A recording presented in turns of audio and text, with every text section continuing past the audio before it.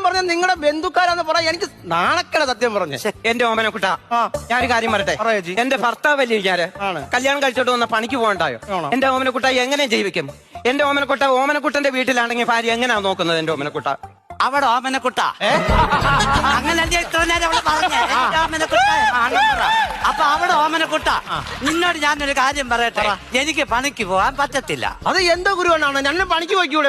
എന്നോട് ഡോക്ടർ പറഞ്ഞ് റെസ്റ്റ് എടുക്കണമെന്ന്. എന്തുവാന്നറിയാമോ? 17 വർഷങ്ങൾക്ക് മുമ്പ് മലമ്പനി വന്നു. മലമ്പനിയോ? അന്ന് ആ ഡോക്ടർ പറഞ്ഞ എന്തോന്നറിയാമോ? റെസ്റ്റ് എടുക്കണമെന്ന്. അതിന് റെസ്റ്റ് എടുത്തോണ്ടിരിക്കുക 17 വർഷമായിട്ട്. ഇത് വേറെ ഏതെങ്കിലും ഡോക്ടറെ പോയി കണ്ടിട്ട് ഇറങ്ങി പണിക്ക് പോകാൻ നോക്കണ്ട. എടാ, ഈ ഡോക്ടർ പറയണ്ടേ? അത് ഞാൻ റെസ്റ്റ് എടുക്കണ്ട മതിയെന്ന് പറയണ്ടേ? അതെന്തോന്ന് ചോദിക്കട്ടെ, ആ ഡോക്ടർ ഇല്ലയോ എന്റെ ഓമനക്കുട്ട മരിച്ചുപോയി. അതെന്റെ കുഴപ്പമാണോ? അപ്പൊ വേറെ ഡോക്ടറും പോയി കാണ്. അതെനിക്ക് വിശ്വാസം പോരാ. വ്യാജ ഡോക്ടറുള്ള കാലവാ.